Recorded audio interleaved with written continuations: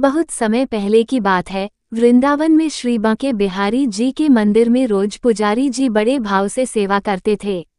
वे रोज बिहारी जी की आरती करते, भोग लगाते और उन्हें शयन कराते और रोज 4 लड्डू ये सोचकर भगवान के बिस्तर के पास रख देते थे कि यदि बिहारी जी को रात में भूख लगेगी तो वे उठकर खा लेंगे।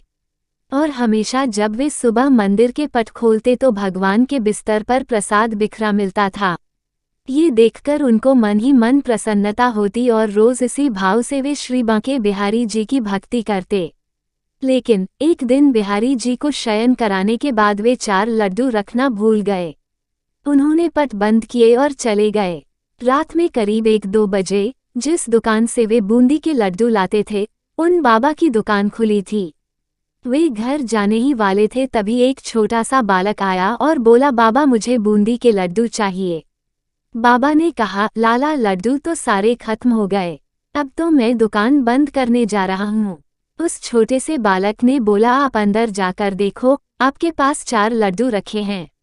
उसके हट करने पर बाबा ने अंदर जाकर देखा तो उन्हें वे 4 लड्डू मिल गए जो कि आज मंदिर नहीं गए थे। बाबा ने कहा, पैसे दो। बालक ने कहा, मेरे पास पैसे तो नहीं है, लेकिन ये सोने का कंगन ले लो, और तुरंत अपने हाथ से सोने का कंगन उतारा और बाबा को देने लगे। बाबा ने कहा, लाला पैसे नहीं है तो रहने दो, कल अपने बाबा से कह देना, मैं उनसे ले लूंगा। पर वह बालक नहीं माना और कंगन दुकान में फेंक कर भाग गया। सुबह जब पुजारी जी ने पट खोला तो उन्होंने देखा कि बिहारी जी के हाथ में कंगन नहीं है। यदि चोर भी चुराता तो केवल कंगन ही क्यों चुराता। थोड़ी देर बाद ये बात सारे नगर में फैल गई। ये बात जब उस दुकान वाले को पता चली तो उसे रात की बात याद आई। उसने अपनी दुकान में कंगन ढूंढा और मंदिर जाकर पुजारी जी को दिखाया और सारी बात सुनाई। तब पुजारी जी को याद आया कि रात में मैं लड्डू रखना ही भूल गया था, इसलिए बिहारी जी स्वयं लड्डू लेने गए थे।